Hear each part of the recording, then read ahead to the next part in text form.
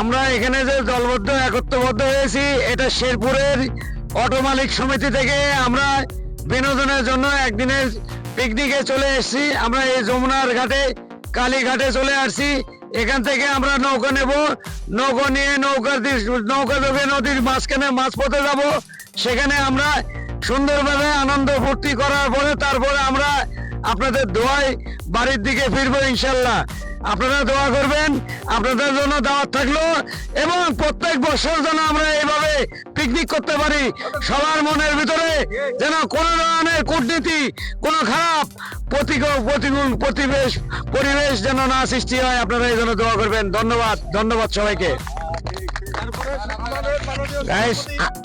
আমার বড় ভাই যা বললো যথেষ্ট ভালো কথা বললো যে আমরা প্রতিবারের ন্যায় যেন আসতে পারি এই কালীঘাটে। আপনারা সবাই আমাদের জন্য দোয়া করবেন।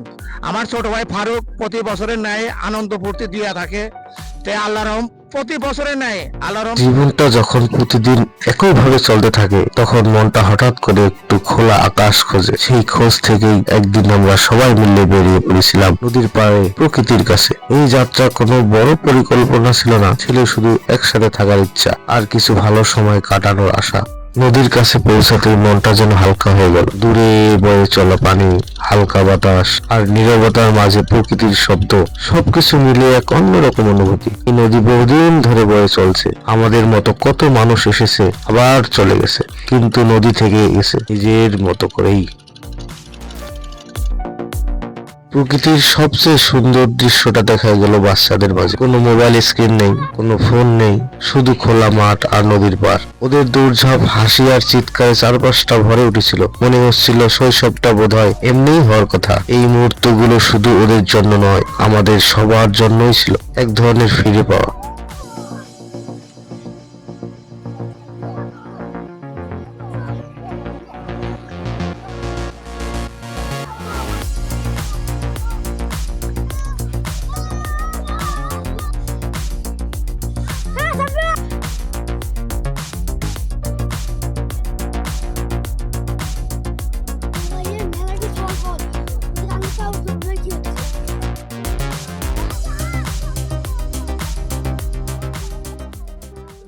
নদীর পাড়ে গেলে মাছ ধরা যেন একটি অবিচ্ছেদ্য অংশ।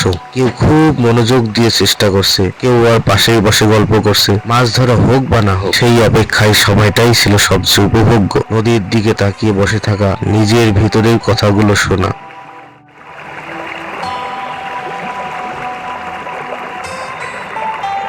কিছু সময় এমনও ছিল যখন কেউ কথা বলছিল না, শুধু নদীর শব্দ, বাতাসের শব্দ। এই নীরবতাটাও ছিল খুব প্রয়োজনীয়, কারণ জীবনে সব সময় কথা নয়, কখনো কখনো চুপ থাকাও শান্তি দেয়।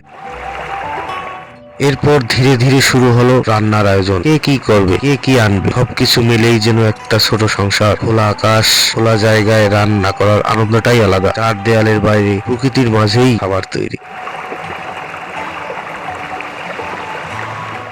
আগুন জ্বলে উঠলো, হাঁড়িতে উঠলো খাবার, রান্নার গন্ধে চারপাশটা ভরে গেল। এই রান্না শুধু পেট ভরানোর জন্য নয়, এই রান্না ছিল একসাথে থাকার উপলক্ষ মাত্র।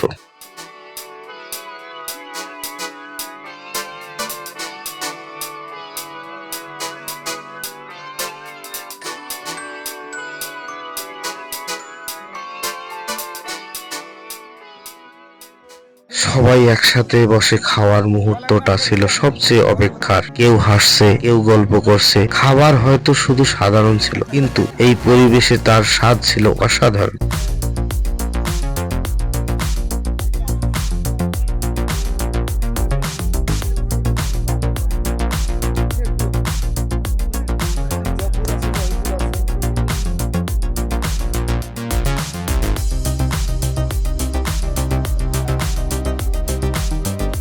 খাওয়ার পর শুরু হলো আড্ডা, পুরনো গল্প, নতুন কথা। এই আড্ডাগুলোই তো আমাদের সম্পর্কগুলোকে বাঁচিয়ে রাখে।